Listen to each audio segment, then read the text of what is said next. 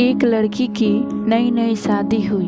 वह अपने नए घर मतलब ससुराल में जैसे ही प्रवेश की उसे कुछ भी अच्छा नहीं लग रहा था, क्योंकि उसकी सास हमेशा उसे हर बात में टोकती थी और कुछ न कुछ उसके विरुद्ध में बोलती रहती थी। उसे अपने पिता का घर याद आने लगा। हर पिता के सामने उसका पिता भी उससे बहुत प्रेम करता था। बचपन से जवानी तक पिता ने अपनी बेटी की सारी ज़रूरतों को पूरा किया था और बहुत लाडों से अपनी बेटी को पाला था। यह नई नवेली दुल्हन अपनी सास के इस रूखे व्यवहार के कारण परेशान हो गई और कई बार तो उसने अपनी सास को खरी खोटी सुना देती थी, जिसके कारण घर में बड़े ही असहज की परिस्थिति हो गई। वह अपने पिता के घर लौट आई और रो रो कर पिता से कहने लगी, पिताजी, मैं अब उस घर में नहीं जाऊंगी, यही आपके पास रहूंगी। यदि आप मना करेंगे तो मैं आत्महत्या कर लूंगी। पिता समझदार थे।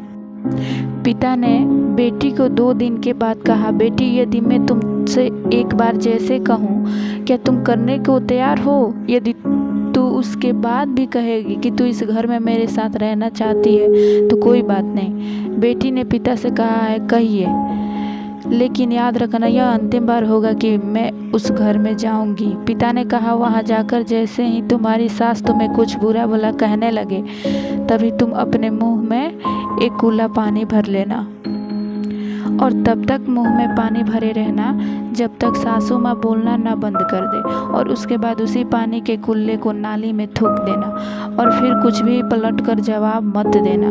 बेटी को कुछ समझ नहीं आया, लेकिन बेटी तैयार हो गई। बेटी ने ससुराल जाकर ऐसा ही किया। जब भी सासू माँ कुछ कहना शुरू करती तुरंत बहू मुंह में पानी भर लेती और बहुत देर तक भरी रहती। धीरे धीरे कुछ ही दिन में सासू माँ का व्यवहार इस बहू के प्रति नर्म हो गया।